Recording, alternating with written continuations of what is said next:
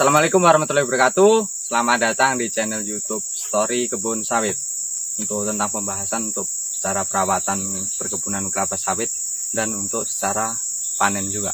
Untuk pembahasan kita hari ini adalah untuk kita merawat. Untuk teman-teman semuanya jangan lupa untuk like, comment, subscribe, karena subscribe itu gratis, tidak dipungut biaya. Dan langsung kita ke videonya. Dan kali ini saya ditemani oleh teman saya untuk Bapak Yasir sendiri dan Bapak Bukhori. Untuk lanjutan videonya silakan simak kembali. Jadi alat yang akan kita gunakan untuk merawat kali ini yaitu yang pertama parang, dan yang kedua itu adalah cangdos. Dan kedua alat ini yang digunakan untuk merawat atau membersihkan areal-areal yang dikira akan merugikan tanaman sawit. Jadi rawat kita kali ini masuk ke dalam sistem WDM ya Pak. Ya, Itu weeding duct manual, di mana semua gulma-gulma ataupun anak kayu yang ada di areal pokok kelapa sawit itu dibersihkan dengan cara ditebas dan didongkel seperti itu. Jadi untuk di perkebunan sawit, jadi tidak seluruh area di perkebunan sawit itu seperti yang kita bayangkan, yaitu area-area datar yang mudah kita masuki. Jadi ada juga area-area sawit yang mungkin seperti yang kita lihat di belakang. Ini adalah area-area yang kita bilang rolling, di mana area-area sudah memiliki kemiringan di atas 15%. Jadi jika kita menjumpai tanaman-tanaman sawit, tanaman-tanaman berkayu atau gulma-gulma tersebut seperti juga anak sawit, itu pertama kita harus masuk ke istilahnya teras yang sudah dibuat untuk mengikuti garis kontur. Nah, di sini ada juga kita temukan, yaitu yang pertama kentosan atau anak sawit, dan ada juga tanaman-tanaman berkayu, tanaman anak-anak kayu gini. Ini seperti yang ini anak sawit, ini bisa kita bersihkan dengan cara didongkel. Prakteknya seperti ini untuk cara pendongkelannya. Jadi dia mendongkel harus sampai dengan akarnya.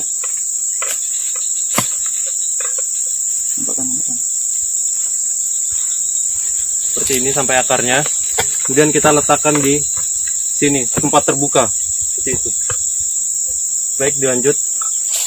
Untuk pun seperti anak kayu yang di sini karena seperti yang kita bilang tadi, area-area rolling atau area yang susah dimasuki bisa kita tebas yang seperti itu.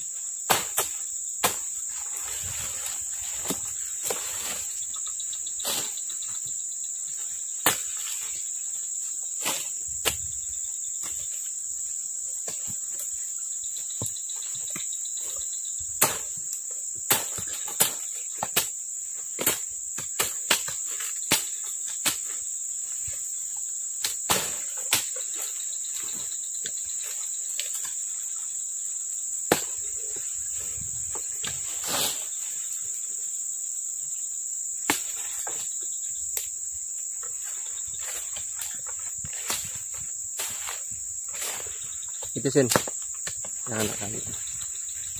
Nah, baik. Kalau kita jumpain di pokok gitu langsung dia.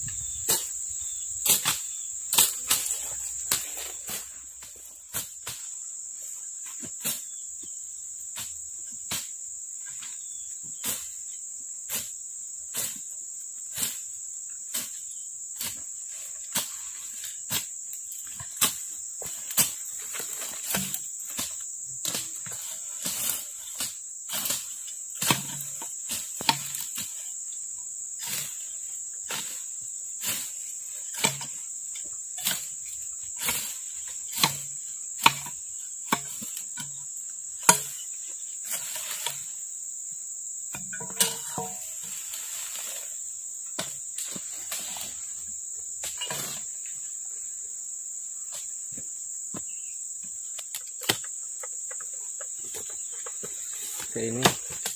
Kalau bisa didongkel, ini ada yang didongkel teman-teman. Kalau masih bisa didongkel, kita dongkel. Kalau memang susah didongkel, ya kita tebas semepet mungkin, ya Pak ya. Dan bisa didongkel, dijangkau, nah kita dongkel. Ini tujuannya supaya tidak tumbuh kembali kan Pak? Iya benar Pak.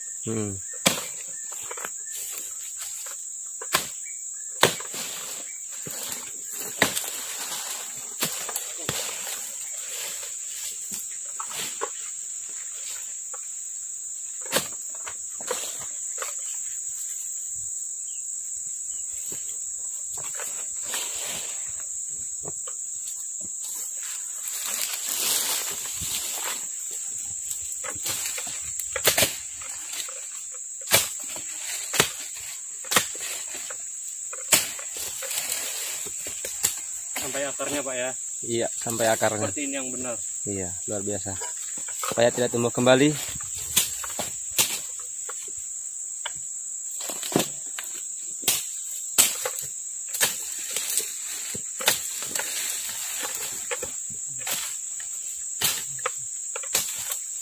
Jadi untuk area-area sulit itu bisa langsung kita tebas mepet dengan tanah. Iya. Tidak harus kita dongkel karena area yang sulit seperti yang dilakukan sama Bapak Yasin.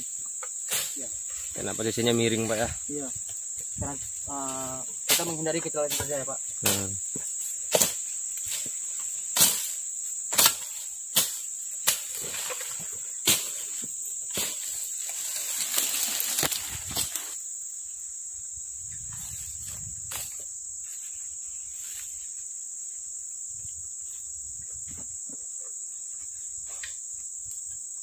Pokoknya gitu Bang. Pokoknya. Itu kan pokok jantan. Oh iya, ada pokok.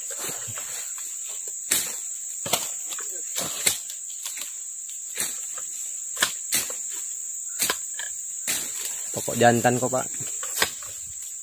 Pokok tidak produktif. Jelaskan kita. Jelaskan apa? Kau jelaskan Pak. Pokok non produk ini. Pokok jantan. Jelaskan ya. Nah, kalau belum masuk video, masukkan dulu. Enggak. Ya ini ciri-ciri pokok jantan. Pokok jantan itu buah yang tidak jadi Pak ya. Iya. Itu disebabkan karena dikarenakan bunga betina itu tidak jadi setelah diserbuki ataupun tidak diserbuki, jadi tidak jadi dia Pak. Tidak menjadi buah. Ataupun dia menjadi buah tapi tidak lama setelah menjadi buah dia bakal busuk Pak. busuk ya Pak ya. Jadi ini kita golongkan ke pokok-pokok yang non produktif. Iya betul.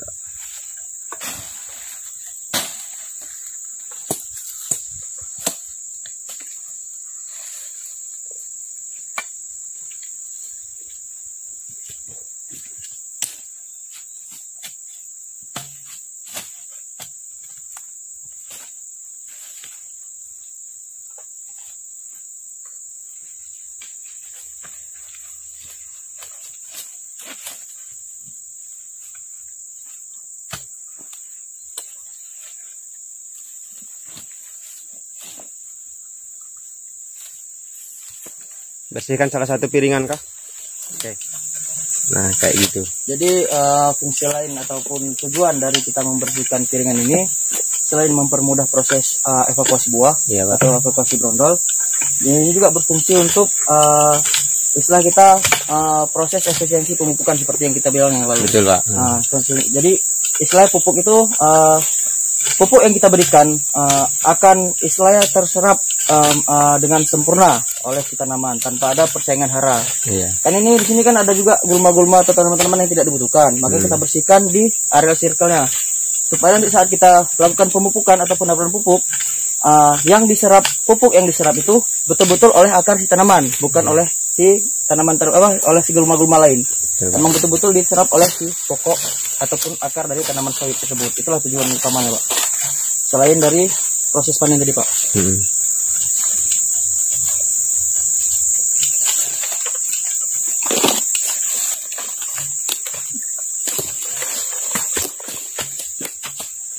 Itu Pak.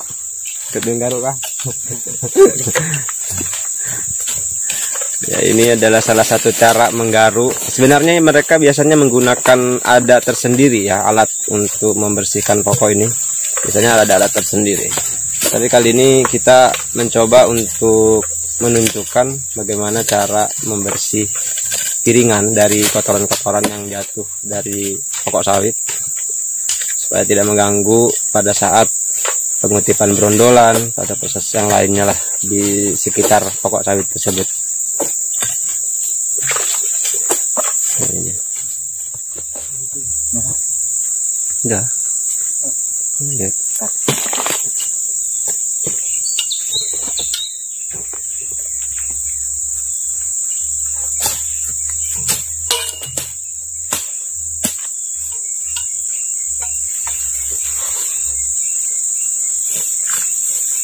Buang situ aja, Pak. Kecuali dia pohon besar biasanya yang ganggu itu.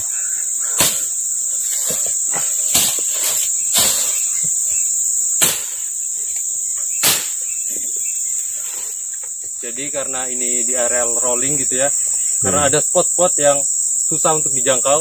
Iya, jadi betul. Sebaiknya kita tanamkan LCC. Ini untuk membantu menekan pertumbuhan dari gulma tersebut. Ini yang di sini adalah Mucuna jenis LCC bracteata MB, Mucuna bracteata seperti itu. Kalau di perusahaan sendiri ini membantu karena mengurangi untuk HK tersebut kan. HK per hektarnya. HK per hektar. Jadi biasanya kalau untuk LCC ini banyak manfaatnya, Pak. Nah, seperti kalau di tanaman sawit itu biasa kita banyak jumpai itu aplikasi LCC ini Mucuna untuk tanaman TBM ya. Ya. Tanaman TBM itu rata-rata dia menggunakan bantuan dari LCC atau legum. Jadi tujuannya itu, yang pertama itu untuk kelembapan tanah. Yang kedua itu untuk menekan pertumbuhan si gulma, sehingga persaingan hara-hara yang diberikan seperti pupuk, tangkos dan segala macam itu murni akan lebih besar diserap oleh si tanaman sawit tersebut. Nah, yang ketiga itu dia sebagai penyedia hara, Pak. LCC itu juga gunanya sebagai penyedia hara. Kenapa? Karena dia dapat menyerap unsur-unsur seperti unsur nitrogen yang berada di udara, ditariknya menggunakan akar dari si Mucuna tersebut, Pak. Jadi dia dapat menyediakan hara-hara N seperti itu. Nah, otomatis kan kalau kita di perusahaan itu dapat juga menekan cost. Nah, seperti itu, Pak. Iya. Mungkin ada tambahan dari Pak Yasin selaku menerawat di Afdeling Alfa di PT NAF. Ini memang cocok di tempat daerah bukit-bukit ditanam gitu ya. Ya. Untuk saya sendiri tambahannya, saya juga setuju untuk Bapak Miasir dan Bapak Bukhari. Apa tujuan dari Mucuna? Kalau di tempat sini biasanya kita sering sebut Mucuna, untuk menekan angka atau mengurangi kos untuk budget rawat. Untuk budget rawatnya, sehingga jika kita untuk tanam Mucuna ini, kita khususnya di areal tebing itu, untuk gulma-gulma tanaman yang mengganggu kelapa sawit itu tidak tumbuh, bisa menekan untuk pertumbuhan gulma-gulma kelapa sawit tersebut. Jadi HK-HK yang dibutuhkan yang seharusnya untuk kita taruh di tebing-tebing ini, EDM tebing ini bisa kita alihkan untuk seperti untuk item-item kerja yang lain. Ya. Ya, betul. Untuk CBM seperti manual. Tapi emang ada kekurangannya dari Mucuna ini kan, sering merambat ke pokok juga kadang kan. Nah itu makanya itu kan kita butuh juga perawatan untuk Mucuna ini. Ya kan pasti ada kan di item terawat yang kita misalnya sudah, kalau ada juga itu kalau kita bakal istilahnya cemis ya. Ya, kita juga cemis Mucuna kan. Iya, untuk supaya dia kan kita hindari untuk si Mucuna itu naik ke pokok. Ya, karena itu juga jaga merusak pokok juga. Ya, kan. Pokok juga. Serapan hara juga. Iya. Habis itu kalau dia pun udah menutup kanopi si tanaman sawit, otomatis tanaman sawit tidak bisa berfotosintesis secara sempurna karena kan cahaya yang didapat bakal sedikit. Iya, betul, Pak.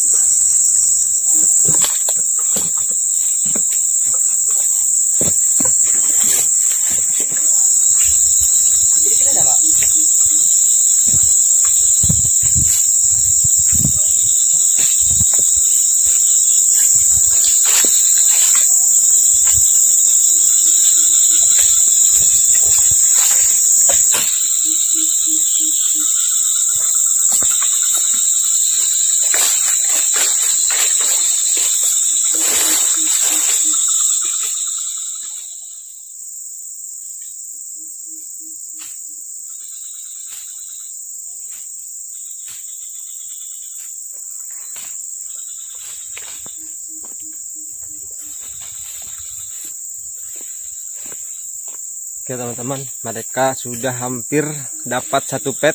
Ini sudah mau keluar ke jalur 45.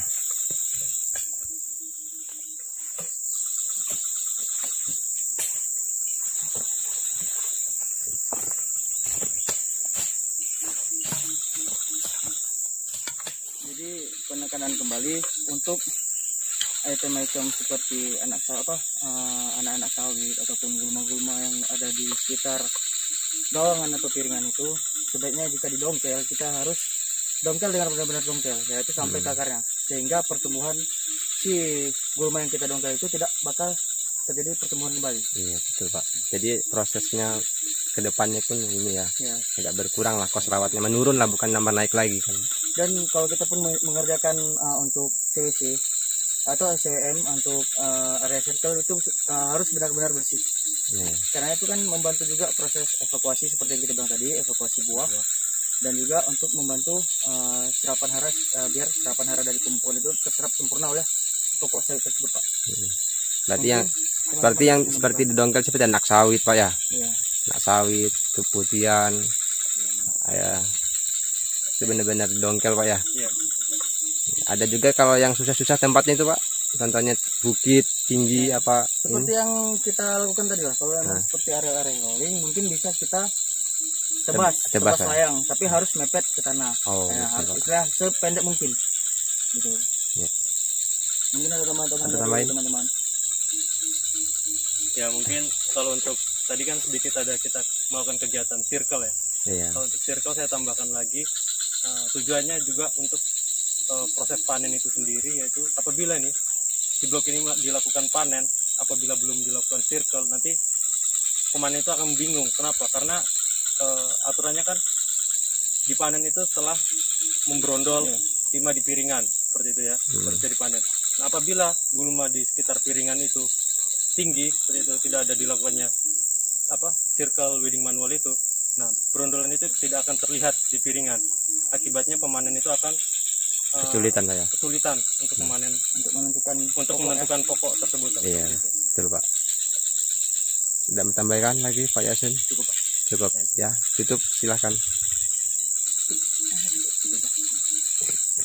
Untuk sekian untuk pembahasan kita mengenai khusus untuk WDM untuk cara perawatan kelapa sawit. WDM di daerah rolling lah gitu ya.